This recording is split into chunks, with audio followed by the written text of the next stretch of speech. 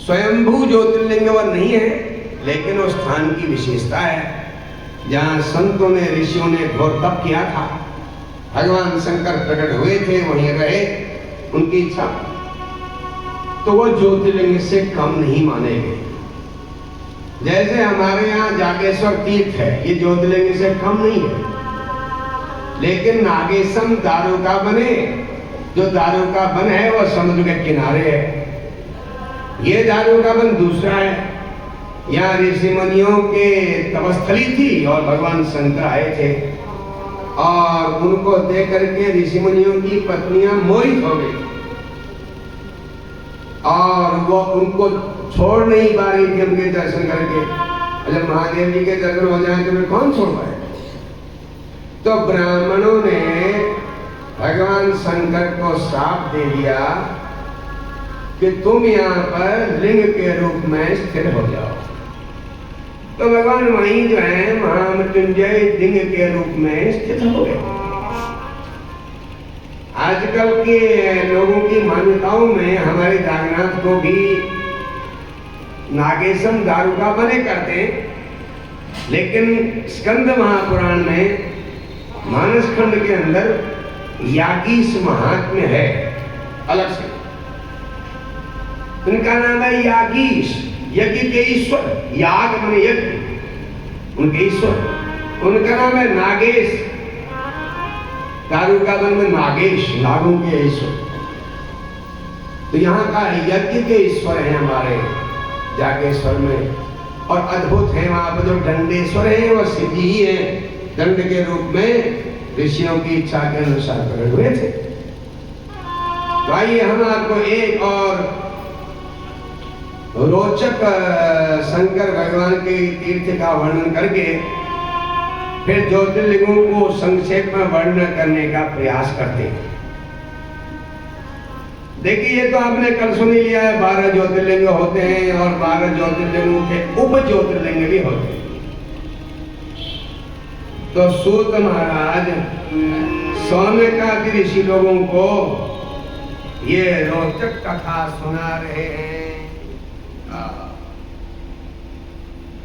सूत जी ने कहा शंकर भगवान के बहुत सारे तीर्थ हैं, उनका नाम अब जरा समय हो जाएगा।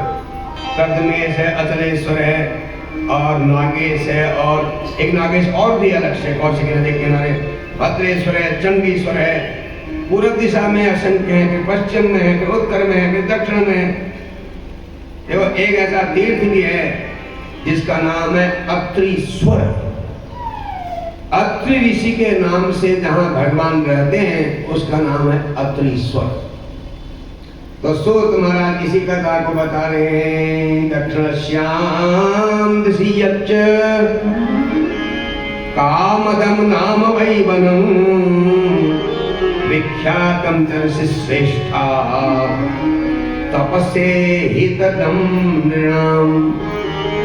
दक्षिण दिशा में कामद नाम का एक वन है, उसी वन में संसार का उपकार करने वाले मान ऋषि अत्रि महाराज जो हैं, जो ब्रह्मा के मानस पुत्र हैं, अपनी पत्नी अनुसुईया के साथ उन्होंने वहां तप किया था। दोनों पति पत्नी धर्मात्मा हो तो तप का फल ज्यादा हो जाता है। पति धर्मात्मा हो, पत्नी भौतिकवादी हो तो फिर तप कम होता है। पति धर्मात्मा कम हो लेकिन पत्नी धर्मवती हो तो पति भी धर्मात्मा होने लगता है। ऐसा हमारे शास्त्र में बहुत सारे प्रमाण हैं। जैसे हिरण्यकश्यप को उसकी पत्नी कयाधु, पतिव्रता पत्नी कयाधु ने धर्मात्मा बना दिया, राम का नाम करवा दिया। जैसे रावण को जो है पतिव्रता मंदोदरी भगवान के भक्त बनाने का प्रयास करती रही, तो स्त्रियां चाहें तो पति को धर्मात्मा बना देती हैं और पत्नी बन भी जाते हैं, नहीं तो वो कहेगी मैं मर जाती होगी, तो फिर तो उसे बनना ही पड़ेगा धर्मात्मा। तो ये बहुत सारे उनके पास युक्तियां होती हैं। तो अनुसुईया का मतलब नहीं है, और मने नहीं है, असूया मने ईर्षा जिसके अंदर। अत्रि और का मतलब नहीं, त्रि माने 3 चीज, काम, क्रोध और लोभ। तो अत्रि और अनुसुईया वहां तप कर रहे थे और 100 वर्ष तक की अनावृष्टि हुई। अनावृष्टि आप समझ रहे होंगे, वर्षा नहीं हुई, हुई तो नाम मात्र हुई, कभी कभी हुई। अनावृष्टि हो गई। शतवार्षिकदारेवा दुखिता प्राणिनस्तदा। जब अनावृष्टि होगी, वर्षा ढंग से हुई नहीं, तो संसार के प्राणी भी दुखी हुए और देवता लोग भी परेशान हो गए। अब पृथ्वी में जल बहुत मुश्किल से मिलता था, पेड़ सूखने लगे, वनस्पति सूखने लगी। अत्रि महाराज को नित्य कर्म के लिए, नित्य कर्म है संध्या वंदन स्नान आदि, उसके लिए अब जल नहीं मिल रहा था। अब क्या करें? अत्रि ने अपनी पत्नी अनुसुईया से कहा, देवी हमारी संध्या पूजा के लिए जल नहीं मिलता, इसलिए अब हम समाधि में लीन हो जाना चाहते हैं। अत्रि महाराज जो थे वह समाधि में लीन हो गए, मतलब अपने प्राणों, समाधि अलग अलग प्रकार की होती है। एक समाधि ये भी होती है कि प्राणवायु को अपने ब्रह्मांड में खींच लें और अमर हो जाएं, जब तक मर्जी ऐसे रहे। उन्होंने वही ढंग अपनाया योग के द्वारा और समाधि लग गई। अब रह गई अनुसुईया। उनके जो शिष्य थे उनने देखा जब गुरुजी समाधि में बैठ गए तो यहाँ रहना क्या उचित है हमारा, अब तो वो इधर न चले गए, तीर्थ में चले गए जहाँ थोड़ा जल मिले, दूर जगहों में। अब ये तो जंगल के बीच में, अब अकेले अत्रि और अनुसुईया वहां पर थे। अत्रि महाराज को तो पता नहीं है क्या हो रहा है दुनिया में, लेकिन अनुसुईया के कंधों में बहुत बड़ी जिम्मेदारी आ गई। अपने पति के स्वास्थ्य का भी ख्याल करना है, शरीर का, वह हिलते डुलते हैं नहीं, अपना भी ध्यान रखना है। अब समय कैसे बिताएं, पति का भी ख्याल करें और बाकी समय में क्या करें। अनुसुईया ने सोचा पति की सेवा करना तो मेरा धर्म है ही, तो मैं हर समय का सदुपयोग कर लेती हूँ।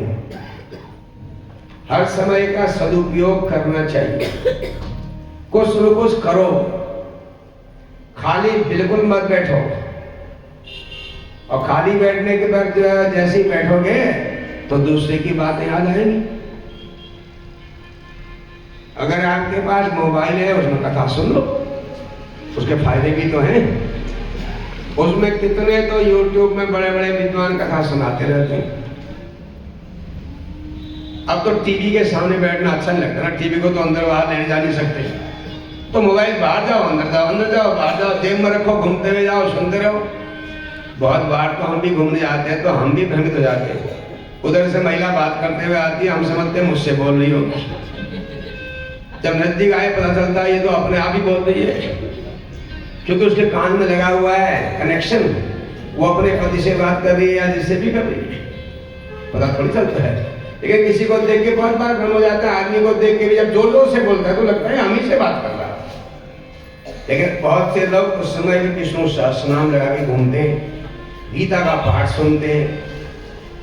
तो अनुसुईया ने शिव जी की आराधना शुरू कर दी। अब शिव जी की आराधना के लिए जंगल में कहां से आए सामग्री?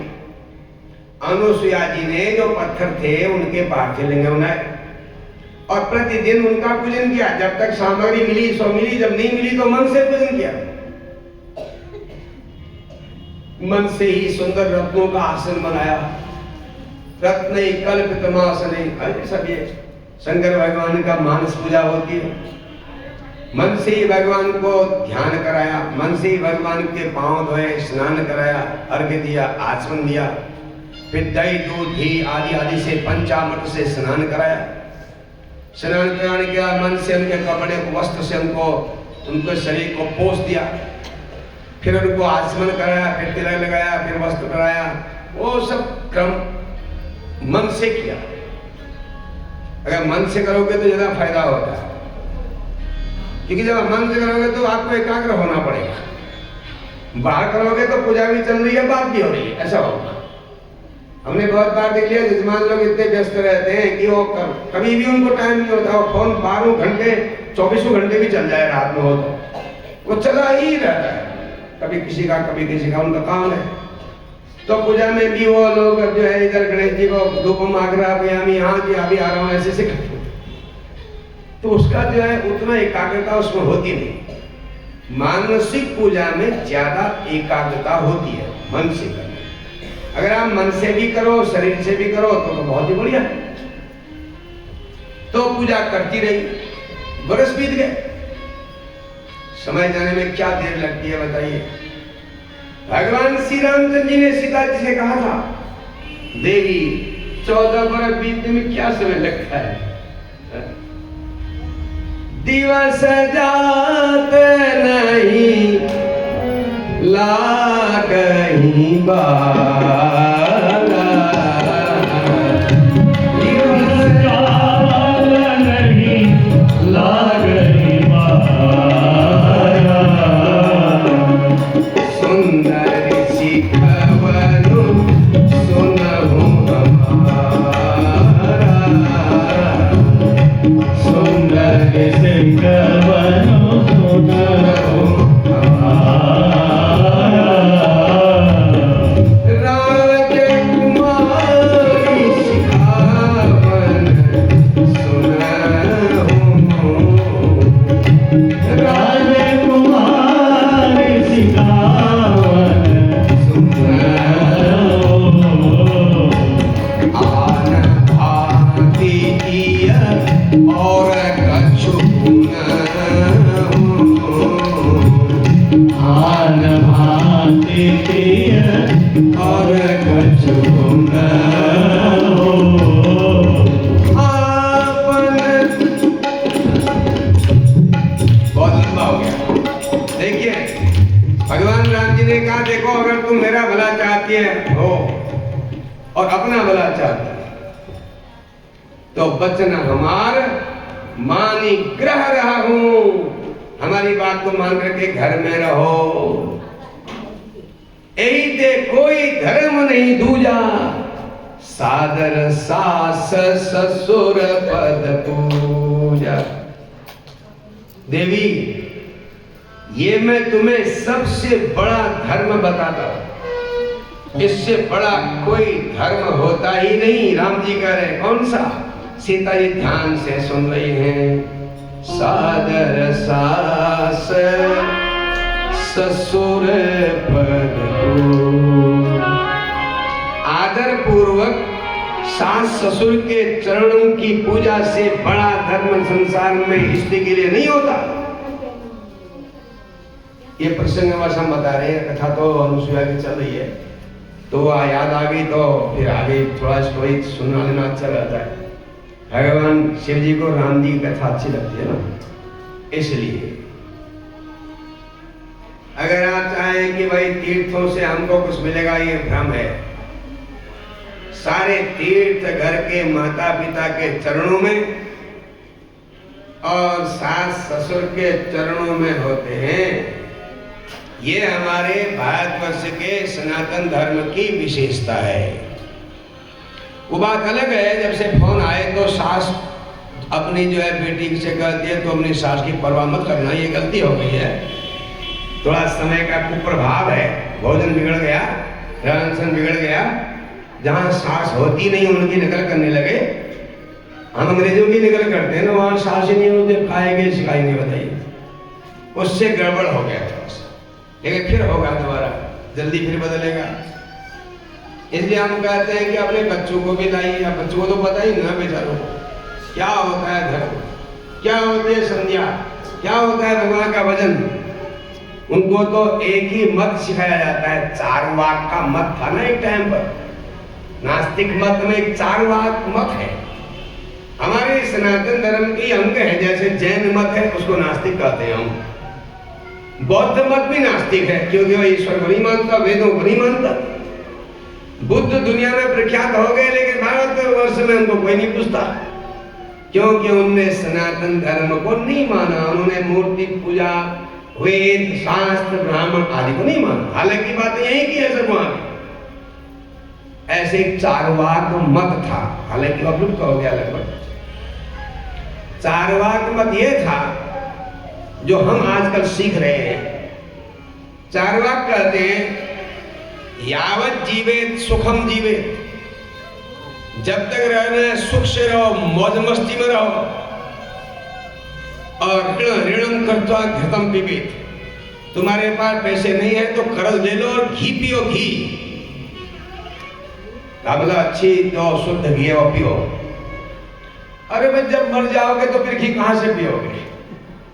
भस्मी भुवत से देहस्य, जब शरीर को चिता में रख देंगे फिर कहां मिलेगा तुमको घी खाने के लिए? और मत है चार्वाक का। एक और श्लोक है उनके बारे में, शरीर परान्नम दुर्लभम लोके। चार्वाक कहता है दूसरे के घर में मौज मस्ती के साथ खाना खाओ, बढ़िया भोजन मिलेगा, क्योंकि दूसरे का घर का भोजन बड़ा दुर्लभ है। शरीरम तो पुनः शरीर तो फिर मिल जाएगा, शरीर मिलता रहेगा, इसलिए जहां कोई खाने के लिए बुलावे तो जरूर खाओ और इतना पेट भर के खाओ कि गले तक पहुंच जाए, शरीर फिर मिलता रहेगा। ये चार्वाक मत है। वो कहते हैं भाई यहाँ जो है मरना तो सब नहीं, जब मरना ही है तो खूब ठाट बाट से खा पी के मरो। वही तुम आज अपने बच्चों को सिखाते हैं, बचपन से कहते हैं तुम्हारे खेलने और खाने की उम्र है। तो सज्जनों ऐसे ही समय बीतता गया। अनुसुईया की घोर तपस्या चल रही है उस घोर जंगल में, कोई तीसरा नहीं है। अनुसुईया अपने पति की सेवा कर रही है और शंकर भगवान का भजन कर रही है। पूरा दिन उनका व्यस्त बीतता है, समय नहीं मिलता। काम करने वाले को हर जगह काम मिल जाता है। जो कर्मठ होते हैं वो खाली बैठ ही नहीं सकते, कुछ न कुछ ढूंढ लेते। हाँ तो देखिए, देवता और दैत्य देखते रह गए। भाई अत्रि महाराज की तपस्या बढ़ी या अनुसुईया की? तो देवता ऋषि कह रहे हैं अनुसुईया की बड़ी है, क्योंकि अत्रि तो ध्यान में बैठे, अनुसुईया तो आंख खोल के बैठी है, अपने पति का भी ध्यान दे रही है और भगवान शंकर की आराधना भी कर रही है। इसलिए अनुसुईया का तप श्रेष्ठ है। देवता ऋषि मुनि तपस्वी आए, दैत्य भी आए, लेकिन दूर से घेरा मार करके बैठ गए। अनुसुईया की तपस्या के प्रभाव से वो नजदीक कोई भी नहीं आ सके। अब देखिए, एवं जाते तदा काले अदृश्य ऋषि सप्तमा ध्याने च परमे लीनो न बुध्यत किंचन। अत्रि को पता नहीं चला, वह परम ध्यान में लीन है। अनुसुईया अपने भजन में लगी है खुशी से, कोई दुख नहीं है। काहे का दुख? भगवान का भजन कर रही है और अपने पति सामने, किस चीज का डर? हम यदि भगवान का भजन करते हैं तो किस चीज से डरना है, क्या चिंता करनी है? इसी बात को हमारे देश के महान विद्वान चाणक्य कहते हैं, का चिंता मम जीवने यदि हरि विश्वंभरो गीयते नो चेत अर्भक जीवनाय जननी स्तन्यम कथम निस्सरे। वो कहते हैं कि मुझे अपने जिंदगी में चिंता क्यों करनी है, चिंता काहे की है? क्योंकि मैं भगवान को याद करता हूं। जब हम भगवान को याद करते हैं तो चिंता काहे की? अगर मेरी बात झूठ है तो मां के गर्भ में जब बच्चा आता है उसके जन्म से पहले उसकी व्यवस्था कौन करता है? जन्म होने से पहले मां के स्तनों में दूध कौन भरता है? कैसे आता है? इसी बात को विचार करते हुए इत्यालोच्य मुहुर्मुहुः यदुपते लक्ष्मीपते केवलम त्वत्पादाम्बुज सेवनेन सततम कालो मया नीयते। इसी बात को समझ करके हे लक्ष्मीपति, आपका भजन करते हुए मेरा समय निकल रहा है, तो हर समय भगवान का भजन करो, डर काहे का बताइए? डर सबसे बड़ा है, मरने का तो है, और क्या बताइए? तो मरना पक्का है, उससे डर रहे हो जो जरूरी होना है। हम बहुत बार मर चुके और रोज मर रहे हैं। कितना ही अपने चेहरे को चमकाने के लिए क्या क्या औषधियों का मिश्रण बना करके लेप करो, लेकिन झुर्रियां बता देती है 70 के हो गए, 80 के हो गए। उसमें कोई नगाड़े बजा के कहता है तुम सावधान होगो, तुम्हारी झुर्रियां आने वाली है? नहीं, वो आई ही देती है। हाँ, तो ये तो हम प्रतिदिन मर रहे हैं, मरना यहाँ चलते रहता है। लेकिन एक बात याद रखिए, मरते सब हैं। तो फिर भगवान की भक्ति करने वाले में और जो भगवान की भक्ति नहीं करता, जो नास्तिक है, उसमें क्या अंतर है? फिर वो भी मरेगा, हम भी मरेंगे। उसके तो जरा ठाट रहे, हमने तो ठाट बाट किया ही नहीं। आज तो लोग इसीलिए रोते, अब बीती हुई बातों के लिए रोते। मुझे बचपन में बहुत ही मेहनत करनी पड़ी, बताओ मेरा बचपन बेकार चले गया। एक बेटा अपने बाप से कह रहा है, पिताजी तुमने मेरे लिए क्या क्या, बताओ मेरा बचपन चले गया, मैं जवान हो गया, जो मैं पढ़ना चाहता था अब पता चल रहा है मुझे क्या पढ़ना था। अब बताइए बाप के लिए कितनी आफत है। कलिकाल में संतान होने के बाद भी आफत ही है। जवान हो गया, वो कहता तुमने मेरे लिए क्या किया। अब सभी कहते हैं तुझसे, तूने मेरे लिए क्या किया।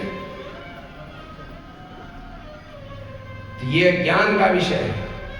देखिए क्या फर्क होता है धर्मात्मा जो भगवान का भजन करते हैं उनमें और जो नास्तिक होते हैं उनमें। हमारी रोज मौत होती है, अलग अलग प्रकार की मौत संसार में है। एक मौत ऐसी है कि आप भोजन नहीं करोगे तो आपके शरीर की मौत होगी, शरीर दुबला हो जाए। अगर आप बड़े नामी हैं, आपने कोई बदनामी वाला काम कर दिया तो आपके नाम की मौत हो जाएगी। अगर आप रूपवान हैं और रूपवान के साथ साथ आपने कोई गलती कर दी तो लोग कहेंगे बेकार है, तो रूप का मौत हो जाएगी। नींद नहीं आई तो चैन की मौत हो जाएगी। आप यशस्वी हैं, कोई अपयश हो गया, चाहे आपने कुछ नहीं किया हो, बदनामी हो गई तो यश मर जाएगा। ये मौत अलग अलग होती है, लेकिन इनमें एक सबसे बड़ी मौत होती है, उसको कहते हैं आध्यात्मिक मृत्यु।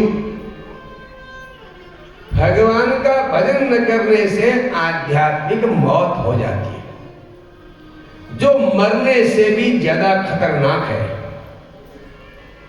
मरने में उतनी परेशानी नहीं है जितनी आध्यात्मिक मौत में परेशानी होती है, क्योंकि भगवान ने हमें ये जीवन दिया है, उनके उपकार को याद करने के लिए हम भजन करते हैं। अगर हम भगवान को याद नहीं करते तो हम कृतघ्न हैं, कृतघ्न। तो फिर कृतघ्न आदमी तो परेशान रहेगा। तो आध्यात्मिक मौत न हो इसलिए हम भगवान को याद करते हैं। अब इसको पता नहीं है क्या आध्यात्मिक मौत होती है, वो तो कहते बेकार की बात है, कुछ नहीं होता, भगवान भगवान। तो ये सनातन धर्म के ऋषियों के वचन हैं। अब जो गौतम ऋषि थे ऐसे ही समय बीतता गया, अनुसुईया की तपस्या चली रही है। अब बहुत लंबे समय के बाद 50 तथा चात्र चत्वारि ऋषि सत्तमा वर्षाणि जगतान्यासन् वृष्टिर्नैवाभवत् तदा।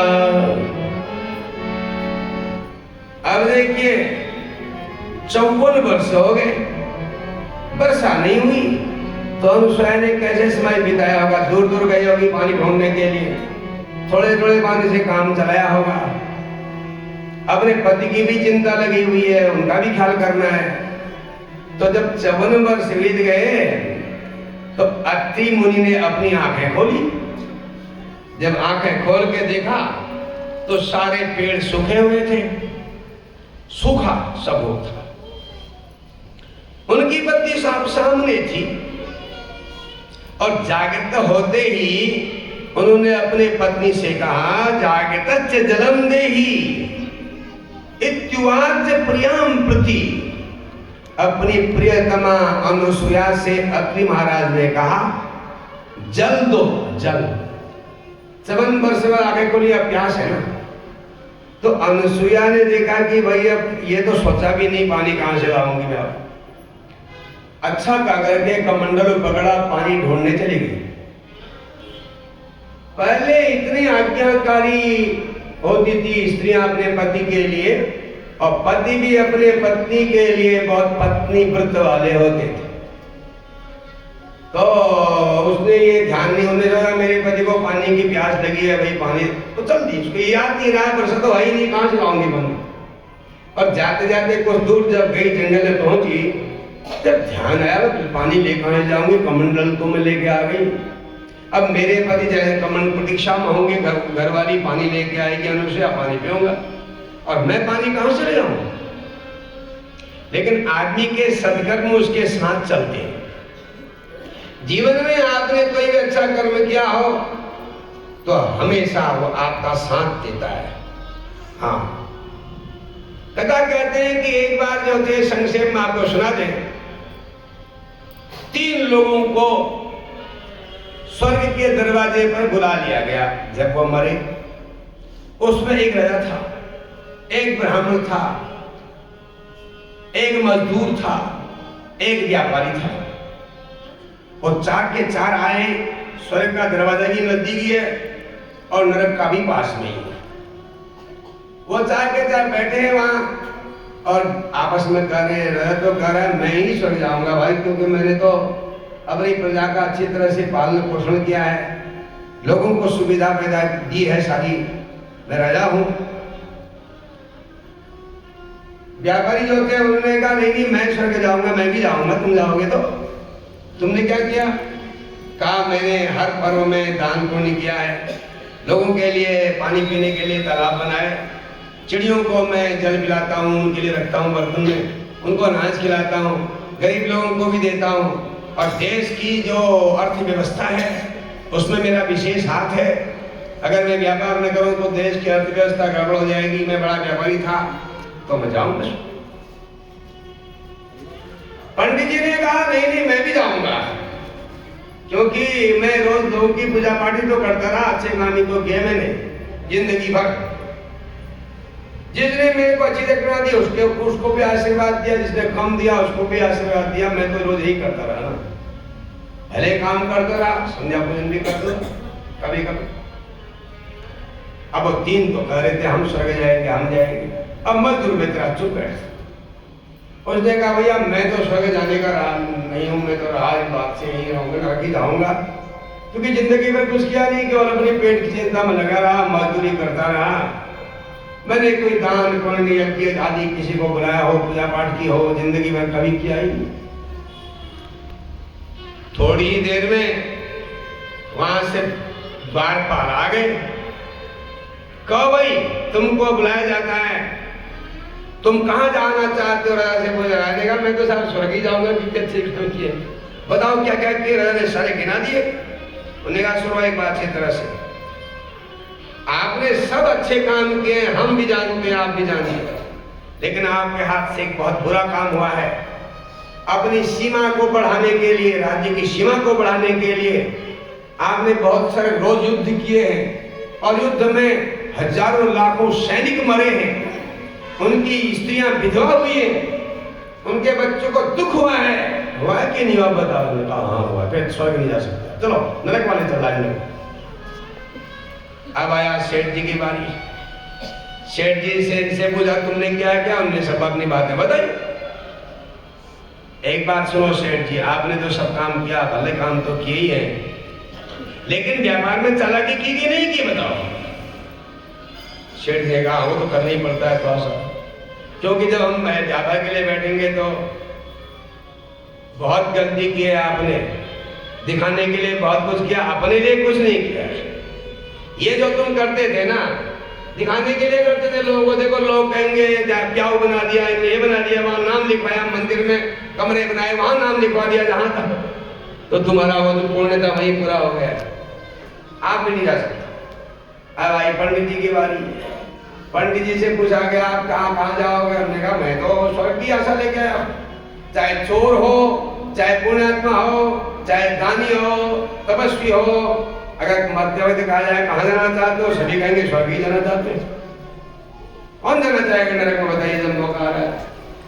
पंडित जी ने कहा भैया जिंदगी भर तो मैंने अच्छे काम ही किए ना, लोगों के काम किया। हाँ बिल्कुल, आपने बहुत परोपकार किया है, लेकिन आप रोज लोगों के यहाँ ये काम करते रहे, अपने बारे में सोचा नहीं, आत्मज्ञान का चिंतन नहीं किया, ब्राह्मण होकर के, इसलिए आप भी नहीं जा सकते। तीन के तीन बेचारों का चेहरा उतर गया, अब क्या होता है? हमने तो अच्छा ही किया था।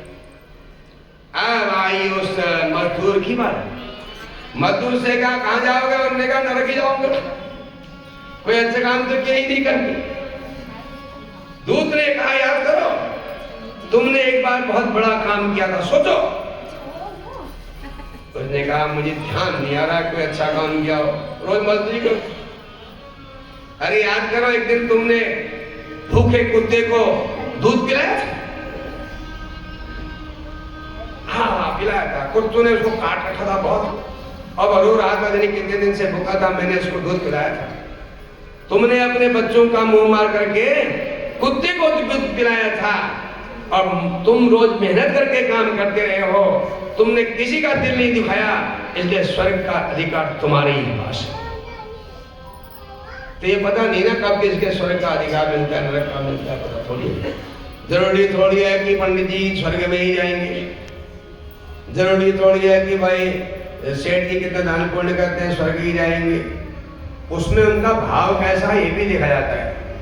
अब पंडित जी कथा करने बैठे हैं, अब पंडित जी का ध्यान लोगों के हाथों में जा रहा है, देखे कितने पैसे खिला रहे। अब पंडित जी रोज कहते हैं पैसे लेके आओ, पैसे लेके आओ, तो गड़बड़ हो गया। अब प्यार कहती है बैठ करके उनकी पूजा कर रहे हैं, तिलक लगा रहे हैं, माला पहना रहे हैं, आरती कर रहे हैं, फिर पंडित जी कहे पैसे लेके आना, पैसे लेके आना, वो तो गड़बड़ है। इसका मतलब कथा में उनका ध्यान नहीं है। एक पंडित जी जो है कथा करते थे, उनसे किसी ने कहा कि आप इतने पैसे क्यों लेते हो दक्षिणा? अरे पंडित जी की दक्षिणा कोई तय थोड़ी होती है, कोई व्यापार थोड़ी चल रहा है। हाँ आजकल जैसे कथा होती है तो वहां पर अन्य ब्राह्मण वृंद जो होते हैं, जिनका पूजा पाठ से ही खर्चा चलता है, तो उनके लिए तो जरूर सोचना चाहिए। अब पंडित जी जो है कुछ कहें कि मुझे इतनी दक्षिणा दोगे तभी आएंगे, हम ठेका करते हैं, तो हो गया, वो तो ठेकेदार है, पंडित जी थोड़ी है कोई। कलिकाल में ठेकेदार को लोग ज्यादा पसंद करते हैं। जो कहेगा नहीं पैसे का हमारे बारे में कोई चिंता, लोग कहेंगे अरे खाली ऐसे ही होंगे तभी तो है। जो ज्यादा पैसे वाले होंगे और जो ज्यादा पैसा मांगेंगे वही अच्छे विद्वान माने जाते हैं। संत महात्मा भी वो माने जाते हैं जिनके आगे पीछे 10-20 गाड़ियां चल रही हो, चेला चेलियां उतर रही हो उनको उतारने से पहले, और तो तमाशा कर रहे हो तो लोग उसका हाँ वास्तव में। एक सज्जन ने कहा हमारे गुरु जब आते हैं ना गाड़ियों की लाइन लग जाती है। अब गाड़ी की लाइन से क्या करेंगे बताइए? वैसे ही प्रदूषण फैल रहा है गाड़ियों से। अब ऐसे गुरु जी क्या चाहिए बताओ? तो व्यास जी को भी ये दंड भोगना पड़ता है अगर उनका ध्यान जनता के धन पर है। हाँ, ये आजकल एक कुप्रथा चल गई है, व्यापार हो गया है। हमारे आसपास में एक पंडित व्यास जी आए थे अल्बानी में, उनसे हमारे पंडित जी ने पूछ दिया, दूसरे पंडित जी ने कि महाराज आप तो ठेका करके आए? उन्होंने कहा देखो हाँ फिर मैं ठेका करके आया हूँ। बिल्कुल। तो बोला ऐसा क्यों? बोला ये मेरा पेशा है, मैं यहाँ पर व्यास हूँ, बाद में सामान्य हूँ, मुझे क्या मतलब इन बातों से, मुझे दुनिया से क्या मतलब, मुझे 2 घंटे 3 घंटे लोगों का दिल बदलाव करना है, हो गया। अब बताइए अब ऐसे में क्या होने वाला है बताइए? यही गड़बड़ हो गया तो बाद में क्या होगा? ये हम निंदा नहीं कर रहे हैं कलयुग के बारे में प्रसंग, हालांकि जो जैसे करेंगे अपने हिसाब से करते, ये प्रसंग की बात है। कहने का मतलब हम लोग भी बचे हुए नहीं हैं। ऊंचे में जो बैठा है उसका खतरा ज्यादा है गिरने का। आप तो सब जमीन में बैठे हो ना, अब प्यार गति में ऊंचे में बैठेगा वो लुढ़कने का खतरा तो उसी का ही है। उठे, हमारे कर्म हमारे साथ चलते। जंगल में पहुंची अनसुईया। अब इधर तो देखा पानी, अब कहां चले जाऊं, मेरे पति तो बड़े परेशान हो जाएंगे। बड़ी बेचैनी हो गई। 54 वर्षों के बाद आंख खोली है तो उसी समय अब क्या करूं, किम करोमि को गच्छामि कुतो नियेत वै जलम, क्या करूं, कहां जाऊं, कहां से पानी लूं। ऐसे वो परेशान थी तो उनके पीछे पीछे गंगा भी चल रही थी। गंगा जब उसकी तपस्या से खुश थी तो वही थी। देवता तपस्या देख रहे थे अनुसुईया की। हमारे हर कार्य को देवता देखते हैं, सावधान, आप कैमरे की नजर में हैं। वो कैमरा बाहर वाला नहीं होता, हमारे अंदर भी जगह है, बाहर भी जगह है। तो गंगा एक सुंदर स्त्री के रूप में सामने खड़ी होगी। देवी मैं तुम्हें देख के प्रसन्न हूं, बताओ क्या आज्ञा है मेरे लिए तुम्हारी। तो अनुसुईया ने कहा का तुम कमल पत्राक्षी कुतो स्मित व सन्निधो, कुतो स्मित व सन्निधो, बताओ तुम यहां कैसे आई हो, तुम कौन हो, मैं तुम्हारे बारे में जानना चाहती हूं। क्योंकि वो गंगा मुस्कुराते बोले थी का तुम कमल पत्राक्षी कुतो वातुम समागता, तुम कहां से आई हो और कमल के समान नेत्र वाली कौन हो। उन्होंने कहा देवी मैं गंगा हूं, तेरी तपस्या को देख के खुश हुई हूं, इसलिए तू पानी के लिए गई तो मैंने सूरज को पानी तो कहीं मिलेगा नहीं, जल मैं चाहती हूँ पीछे। तुम आ गई हो, तुम्हें जल की आवश्यकता है। हाँ माँ मुझे जल की आवश्यकता, तो हम तुम्हें जल दे देंगी, बस यहाँ पर गड्ढा बनाओ। अनुसुईया ने वहां एक हाथ गहरा गड्ढा बनाया पत्थरों से खोद खोद के, और गंगा उसमें प्रवेश हो गई और कहा अपने पति के लिए जल ले जाओ। लबालब पानी से भर गया वो गड्ढा, छोटा कुंड। अब गंगा का वो पवित्र जल कमंडल में भर लिया अनुसुईया ने और जाने लगी। गंगा ने कहा तुम तो कमंडल लेके जा रही हो और मुझे विदा नहीं करोगे। अनुसुईया ने कहा मां आप तब तक यहीं रहना जब तक मेरे पति आपको न देख लें। कितनी समझदारी की बात थी बताइए। गंगा ने कहा अगर तुम 1 महीने की तपस्या का फल मुझे देती हो, एक प्रकार से उसको खुश करने का प्रयास किया। हाँ मां 1 महीने का जब तक आप चाहते हो तब फल देते हो, जितना कहो। गंगा वहीं रही, इधर उधर कमंडल अपने पति के हाथ में दिया और पति ने जब जल पिया, आहा इतना स्वादिष्ट। फिर आंखें खुल गई, चारों तरफ देखा, कहीं तो हरे भरे पेड़ है नहीं। कहा अनुसुईया क्या अभी भी अवर्षण ही है, क्या वर्षा नहीं हुई। अनुसुईया ने कहा प्राणना नाना नहीं हुई तो कुतः नीतम जलम तया, अगर वर्षा हुई ही नहीं तो जल कहां से लेके आई हो तुम। अब अनुसुईया चिंता में पड़ गई। अगर मैं कहूं कि मेरी तब मुझे देख के गंगा माता खुश हो गई और वो जो है मेरे साथ आ गई थी, उसी का जल है, इसमें अपनी बड़ाई हो जाएगी। न कहूं तो क्या कहूं, बार बार पूछ रहे तो क्या सोच रही है, जल्दी बता रहे हैं पानी कहां से लेके आए, जब बारिश ही नहीं हुई तो।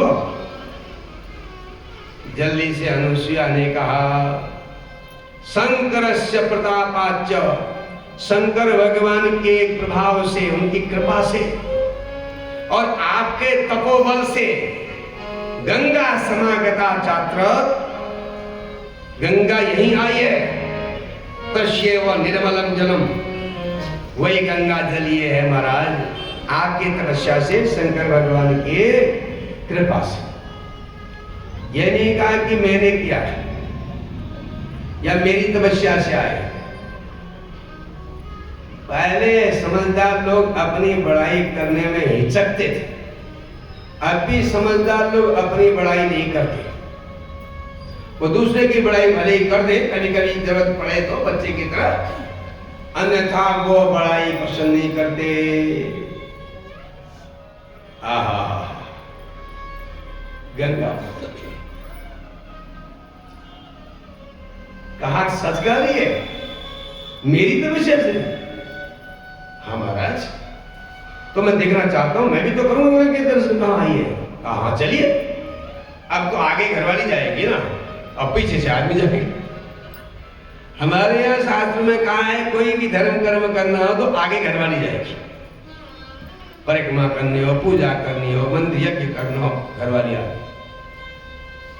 सड़क पर चलना हो तो घरवाली पीछे, क्योंकि आगे खतरा हो सकता है ना, उसकी सुरक्षा के लिए। कितना बढ़िया आरक्षण वाले से है, ये बताइए।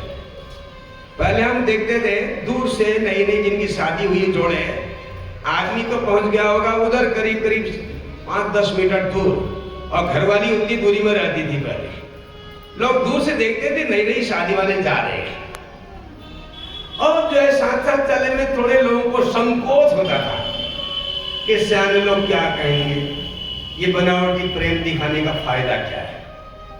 अब तो कहीं भी जाएंगे तो उनका ढंग आपको बताया कैसे जाते हैं, और ये दिखाना चाहते हैं कि मैं अपने पति मेरे सर्वस्व हैं उनके सामने, वो चले गए तो वो बेकार है।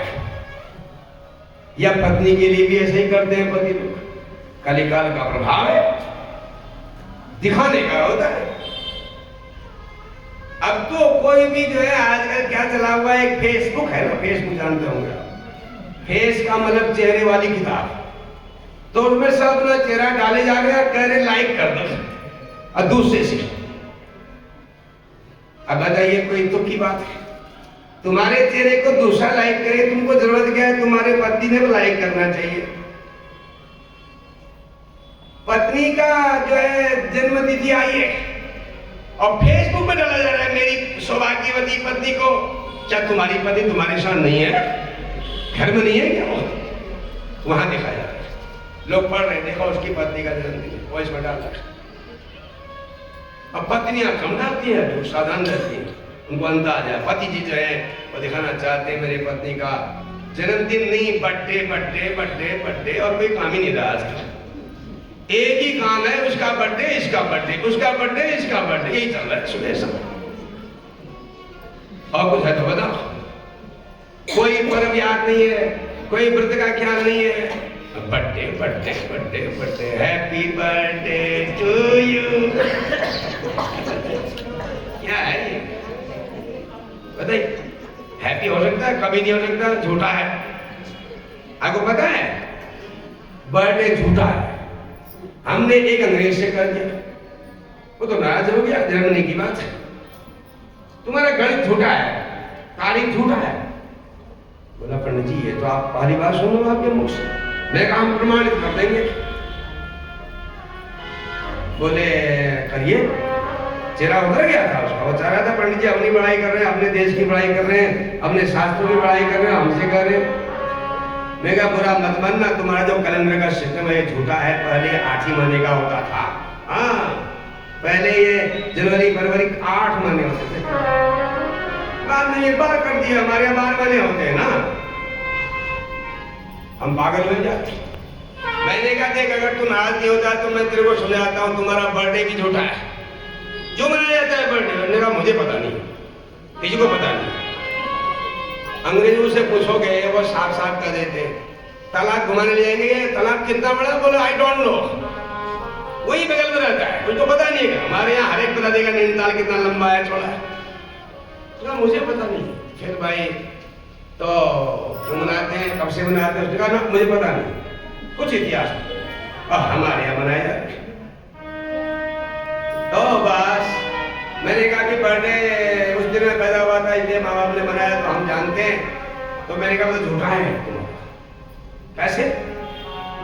अरे भाई इस वर्ष तुम्हारा जो है, तुम्हारा जन्म 29 फरवरी को हुआ है, और जब 29 फरवरी नहीं होगी तो कब मनाओगे? वो अच्छा तो उतर गया। अब जवाब तो कुछ दे रहे, तो बोला 28 को मना देंगे, तो एक ही को मना लो। 28 को क्यों मनाते हो? एक को मनाओ। बोला हाँ कहा तो आप ठीक है। फिर ये क्या है भाई तुम्हारा, हमारे तिथियों में होता है ऐसा कभी भी? यहाँ तो रोज तिथियां आती है, जन्म तिथि होती है, वो जन्म तिथि, उसमें मार्कंडेय का पूजन होता है लंबी आयु के लिए। हैप्पी बर्थडे टू यू, बस हैप्पी हो गया, अलावा कुछ नहीं चाहिए। हमें तो दीर्घ आयु चाहिए, लंबी उम्र चाहिए, धर्म कर्म चाहिए, निरोग रहते हुए हम दीर्घायु रहें और क्षेम सर्वसुखम। हमको मार्कंडे की जैसी उम्र चाहिए, हनुमान जी की जैसी बुद्धि चाहिए, वो भी दीर्घायुष्य वाले हैं। अश्वत्थामा बलिव्यासो हनुमानश्च विभीषणः कृपा परशुरामश्च सप्तैते चिरजीविनः। चिरजीवी देवताओं की पूजा होती है, मार्कंडे की पूजा होती है, 8वें षष्ठी देवी की पूजा होती है, माँ बाप के आवन भी किया जाता है उसमें, नक्षत्र का पूजन होता है, राशि का पूजन होता है। और मार्कंडे को मार्कंडेय की पूजा में गुड़ और तिल मिले हुए दूध का प्रसाद चढ़ता है। पूजा हो जाने के बाद माँ की गोद में बैठ के बच्चा 5 बार या 7 बार गुड़ और तिल मिले हुए प्रसाद को पीता है। इवाम्यायो प्रवर्तये, मैं अपनी लंबी आयु के लिए, निरोग रहने के लिए इस प्रसाद को ग्रहण करता हूं माँ के हाथ से। चलिए, प्रसंग की बात थी। और अब इधर क्या था, आगे गई अनुसुईया, पीछे से गए अत्रि और पहुंच गई वहां पर जहां लबालब जल भरा हुआ था। कहा पतिदेव ये है। बड़े प्रसन्न हो गए, आचमन किया, फिर स्नान किया और जल पान कर करके फिर अनुसुईया ने भी स्नान किया और जाने लगे। तो गंगा ने कहा मुझे भी तो विदा करो। तब तक शंकर भगवान प्रकट हो गए। 54 वर्षों तक शंकर भगवान का पूजन किया था। भगवान शंकर प्रकट हुए। अनुसुईया, अत्रि हम तुम्हारी तपस्या से प्रसन्न हैं, वरदान मांगो। कहा प्रभु अब आप आज से यही रहिए संसार के उपकार के लिए, अरे गंगा माता भी हमेशा यही रहे।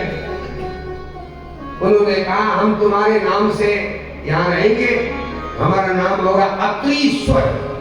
बोले अत्रीश्वर महादेव की। ये दक्षिण दिशा में कामद नाम के जंगल में ये अत्रीश्वर तीर्थ है। आइए संक्षेप में हम आपको और भी जो ज्योतिर्लिंग हैं उनके बारे में चर्चा करना आरंभ करते हैं। चलिए एक भजन कर लेते हैं थोड़ा, उसके बाद फिर कथा शुरू करेंगे। कर में डमरू लिए, भंग प्याला पिए, शंखधारी बैठे कैलाश में त्रिपुरारी। कर में डमरू लिए, भंग प्याला पिए, शंखधारी बैठे कैलाश में त्रिपुरारी। घर में डमरू लिए, भंग प्याला पिए, शंखधारी बैठे कैलाश में त्रिपुरारी। घर में डमरू लिए, भंग प्याला पिए, शंखधारी बैठ कैलाश में त्रिपुरारी। बैठ कैलाश में त्रिपुरारी। बैठ कैलाश में त्रिपुरारी। बैठ कैलाश में त्रिपुरारी। बैठे कैलाश में त्रिपुरारी।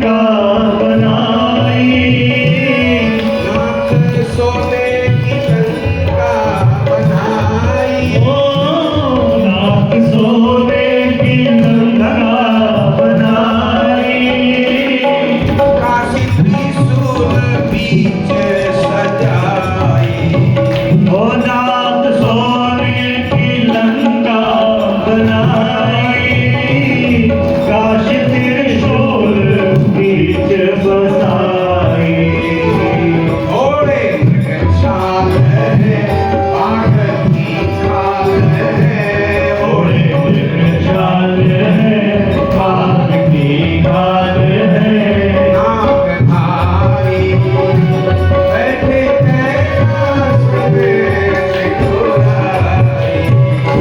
घोड़े मृग चाल है, बाघ की खाल है, नागधारी बैठे कैलाश में त्रिपुरारी। घर में जमजोती है हो प्याला पिए संगधारी, बैठे कैलाश में त्रिपुरारी। घर में डमडोलिए भंग धारा दिए संगधारी, बैठ कैलाश में त्रिपुरारी। बोलो उमापति महादेव की। जय हो। देखिए, अब ज्योतिर्लिंगों का हम पूरा विस्तार से वर्णन तो नहीं कर सकते आज पूरा, लेकिन हम संक्षेप में आपको उनका वर्णन सुनाएंगे। सौराष्ट्र सोमनाथ अंश पहला ज्योतिर्लिंग है। सौराष्ट्र में सोमनाथ का ज्योतिर्लिंग, सोम का मतलब चंद्रमा के, नाथ माने सूर्य। चंद्रमा के नाम से जहाँ भगवान प्रकट हुए थे उनका नाम है सोमनाथ। सौराष्ट्र गुजरात में पड़ता है। अभी हम इनके स्थान भी आपको बता देंगे बाद में। तो ये कैसे हुआ देखिए, इसमें शिव महापुराण में ये कथा थोड़े अलग ढंग से है, कालिका पुराण में बड़े विस्तार से। तो बात यह है कि दक्ष प्रजापति की 27 कन्याओं का विवाह चंद्रमा के साथ किया गया, जिनमें रोहिणी बड़ी सुंदरी थी। चंद्रमा ने विवाह तो 27 के साथ कर लिया, लेकिन विवाह का धर्म नहीं निभाया और केवल रोहिणी का ख्याल करता था, बाकी और पत्नियों की परवाह नहीं करता। वो बड़ी कोशिश करते रहे कि चंद्रमा उनका भी ध्यान रखे। विवाह हो जाने के बाद पति का कर्तव्य होता है वो पत्नी का ध्यान रखे। पत्नी चाहे कितनी पढ़ी लिखी क्यों न हो, फिर भी पति उसका संरक्षक जैसा होता है।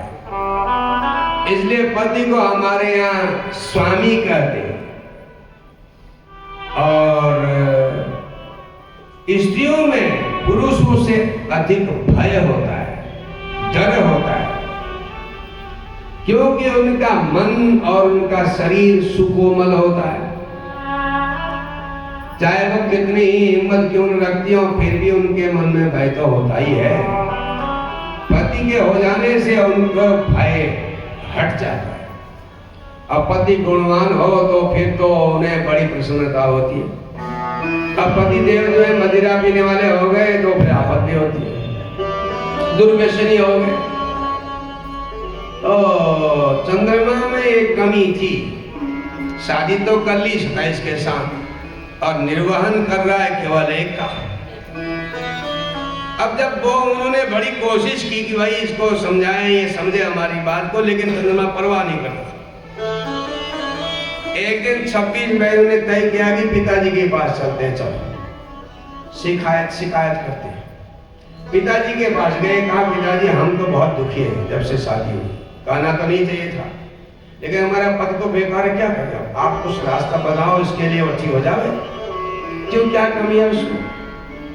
अरे वो रोहिणी को पसंद करता है, हमारी न बात सुनता है, न हमारे भोजन की, न हमारे वस्त्र की कोई चिंता नहीं करता, केवल रोहिणी का ख्याल करता है बस। पिताजी को बड़ा बुरा लगा। कालिका पुराण में लिखा है कि उन्होंने बुलाया जवाई को अपने पास। शिव पुराण में लिखा है खुद गए। बात ऐसी है, चलो गए या बुलाया, बात देखिए। और चंद्रमा से कहा, चंद्रमा मैं कुछ और बातें सुन रहा हूं तुम्हारे बारे में, क्या सच है? कहा ससुर जी कौन सी बात? देखो तुम्हारी जो 27 पत्नियां हैं, इनके तुम सबके साथ अच्छा व्यवहार करते हो? चंद्रमा ने कहा हाँ, मैं तो जितना हो सकता है पर अच्छा ही करता हूँ व्यवहार। लेकिन 26 ने कहा ना, ये झूठ बोल रहे हैं, अब देखो चंद्रमा एक कहे तो हम मान ले झूठ बोल रही है तो 26 कह रहे हैं, एक को छोड़ के 26 कह रहे हैं कि हमारा साथ अच्छा व्यवहार नहीं करता। अब इनको लगे तो मैं क्या करूं? बहुत बार ऐसा होता है ना, वैसा लगने लगता है आदमी को, भ्रम के कारण भी हो जाता है महाराज। स्त्रियों में भ्रम पुरुषों से थोड़ा बढ़ के होता है। स्त्रियों में गुण भी होते हैं और दोष भी होते हैं, पुरुषों में भी गुण दोष होते हैं, ऐसा नहीं है खाली औरतों में ही होते हैं। लेकिन ज्यादातर लोग औरतों के गुण दोष को गिनते हैं ना, पुरुषों के गुण दोष कौन गिनता है बताइए? अभी भी लोग तो जो है हमेशा यही तो कहते हैं तुमको ऐसे रहना चाहिए, तुमको ऐसे खाना चाहिए, हर जगह ये तो होता है, चाहे वह कितने होशियार क्यों न हो। तो महाराज ये तो स्त्रियों में बड़े बड़े गुण होते हैं और गुण के प्रभाव से वह सब कुछ बदल सकती है, और स्त्रियों में अवगुण भी होते हैं और उससे सब घर उजड़ भी जाता है। रावण ने तो मंदोदरी जैसी पतिव्रता से कह दिया, नारी स्वभाव सत्य कवि गाई, अवगुण 8 सदा और रही। शास्त्र में तो औरतों के 6 गुण बताए थे, उसने 8 बता दिए। क्या क्या? साहस, अनर्थ, चपलता, माया। स्त्रियों में एक साहस इतना ज्यादा होता है, पुरुषों से 6 गुना अधिक साहस स्त्रियों में होता है। साहसम षड्गुणश्चैव, ऐसा कहा है। लेकिन ये साहस अगुण बन जाता है। अब कोई लड़ रहा है, घर में बंदूक थी, पत्नी ने कह दिया मार दो, हो गया, वो फंस गए, दोनों जेल चल गए। तो स्त्रियों में हिम्मत ज्यादा होती है, ये उनका अगुण बन जाता है। अनर्थ, अनर्थ माने झूठ बोलना, स्त्रियों का स्वभाव होता है। हो सकता है जो यहाँ कथा सुनने आए इसमें एक भी झूठ नहीं बोलते हो, लेकिन प्रायः महिलाएं झूठ बोलती है। कितने की लाई ये साड़ी? वो 500 की 5000 बताएगी, कभी भी 500 नहीं बताएगी, कोई भी नहीं बताएगी। हजारों में कोई एक दो हो सकती है जो सच सच बताए। 5000 कौन लाए? मेरे पति लाए। अब वो जब उसने कहा तो उसको उसी की साड़ी अच्छी लगती है, अपनी अच्छी नहीं लगती। हमारे यहाँ देखने में आता है, महिलाएं कहती हैं उसकी अच्छी लग रही थी साड़ी, साड़ी अच्छी नहीं लग रही थी। बहुत से लोगों को कैसे भी कपड़े पहने तो अच्छे लगते हैं। अब आपको बेचैनी हो रही है कि उनकी साड़ी ज्यादा अच्छी, वैसे लाओ। कहते का अब महिलाओं के पास एक बड़ा गुण होता है, वह जेवर सब याद रखती है दूसरे अपने जानने वालों की। एक महिला पूरे गांव की महिलाओं के जेवर जानती है, कितनी बड़ी विद्या है।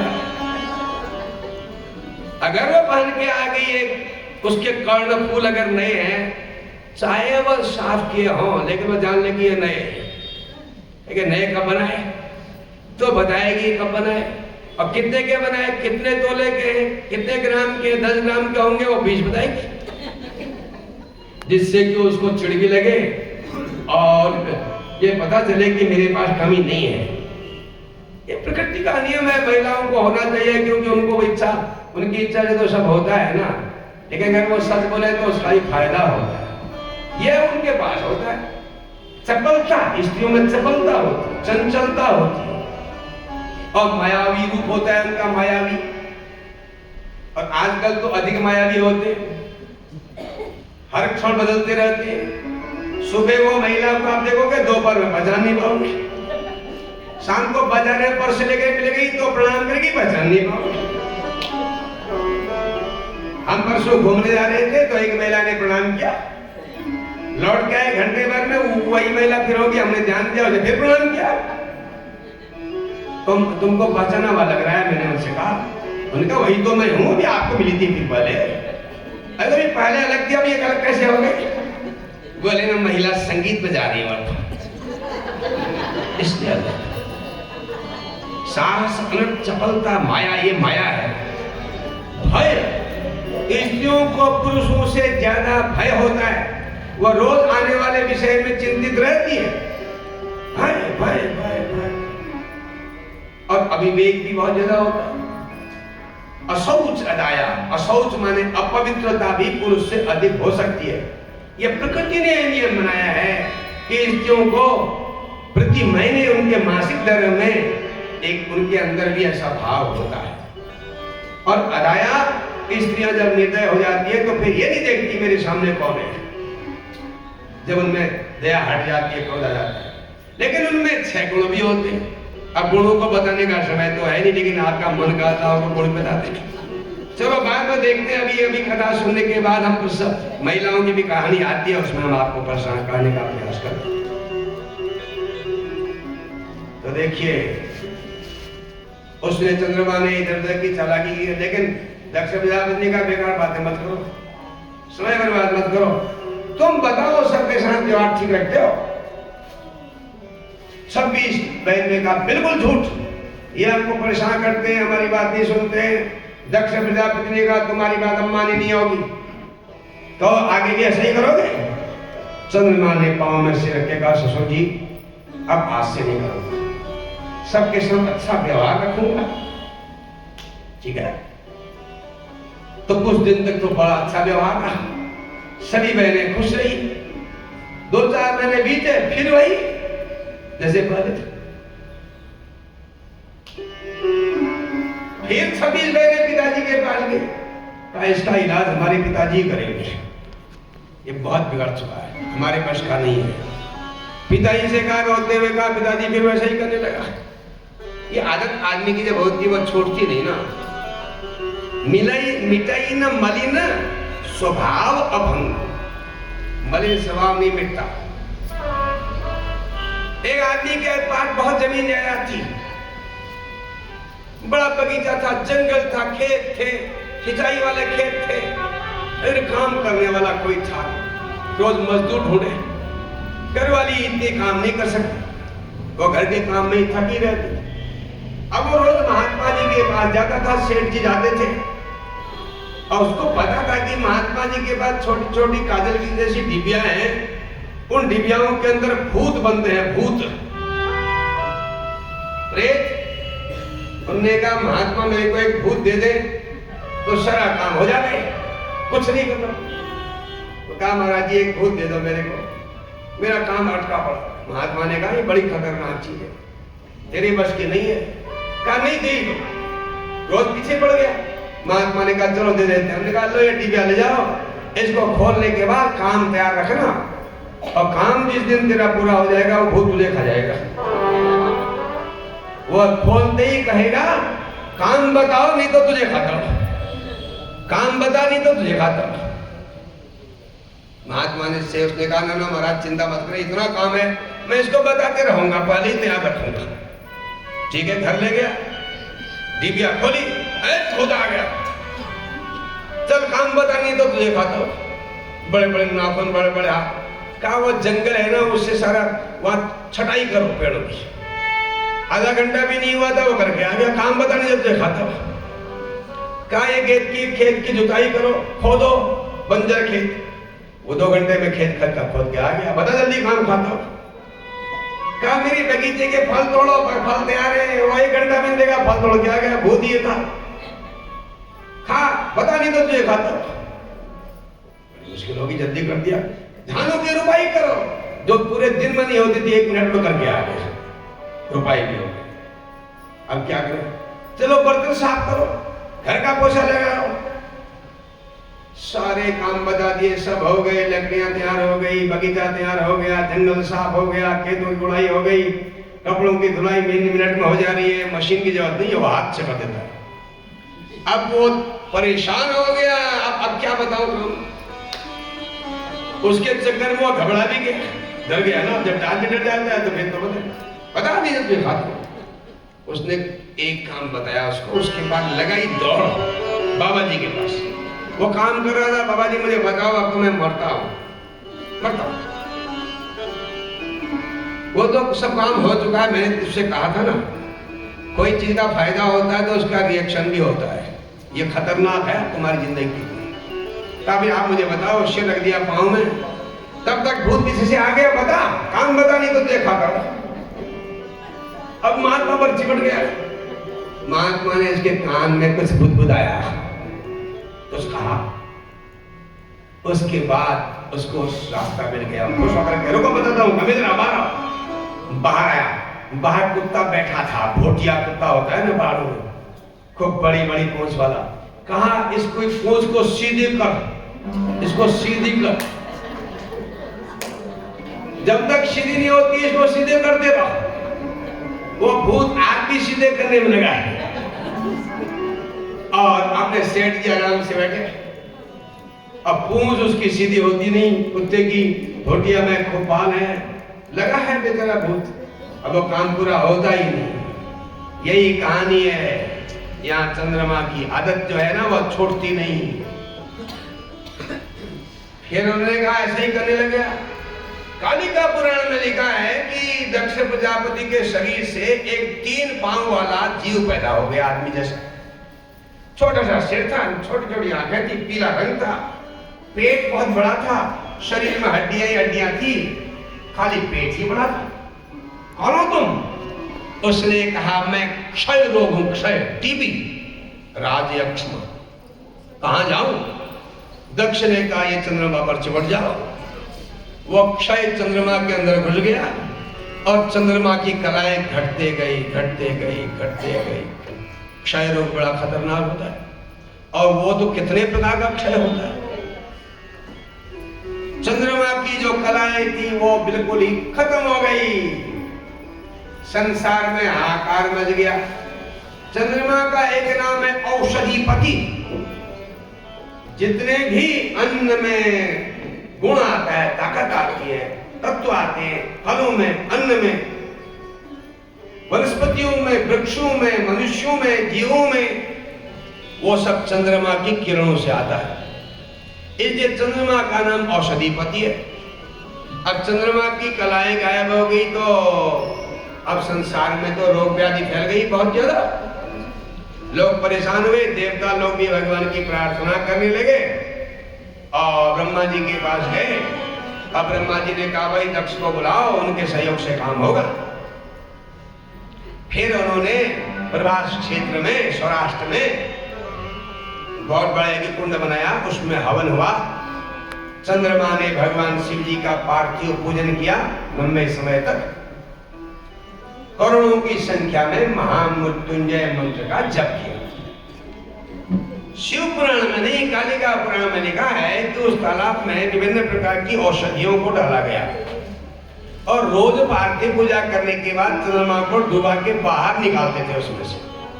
उन औषधियों के प्रभाव से शंकर भगवान की कृपा से भगवान शंकर प्रकट हुए और उन्होंने कहा भाई मांगो वरदान। उन्होंने कहा महाराज ये चंद्रमा के कारण सब गड़बड़ हुआ है, इसको कलाएं फिर लौटा दीजिए आप कृपा करके चंद्रमा जैसा था। उन्होंने कहा नहीं अब ये वैसा तो नहीं हो सकता, लेकिन ये शुक्ल पक्ष में इसकी कलाएं बढ़ेंगी और कृष्ण पक्ष में इसकी कलाएं घटेंगी। और इस तालाब में, इस कुंड में जो भी स्नान करेगा उसके बड़े बड़े रोग ठीक हो जाएंगे। आज भी लोग वहां सोमनाथ में जाकर के उस कुंड में स्नान करते हैं। में चंद्रमा को स्नान कराया गया था, डुबाया गया था और उनके रोग आज भी ठीक। बोलो सोमनाथ भगवान की। कल आपने सुना था श्रीशैल पर्वत में मल्लिकार्जुन नाम का ज्योतिर्लिंग है।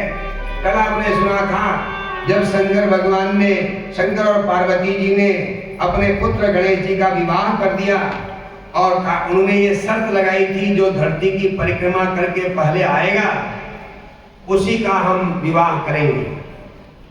तो कार्तिकेय तो अपने मोर में बैठ के परिक्रमा को चले गए थे और गणेश जी जो थे उन्होंने क्या किया, माँ बाप का पूजन किया और उन्हीं की परिक्रमा कर दी 7 बार और कहा मेरा सुंदर सा विवाह कर दीजिए। शीघ्र चैवात्र कर्तव्य विवाह शोभनो मम, अब मेरा विवाह कर दो। शंकर पार्वती मुस्कुराए, कहा बेटा तेरा भाई परिक्रमा करने गया, तू भाई है, तुम बुद्धिमान हो, हम तुम्हारी परीक्षा कर रहे थे, अब तुम्हारी शादी होगी। 2 शादियां हो गई गणेश जी की, सिद्धि और बुद्धि, और बाद में एक बेटा भी हो गया।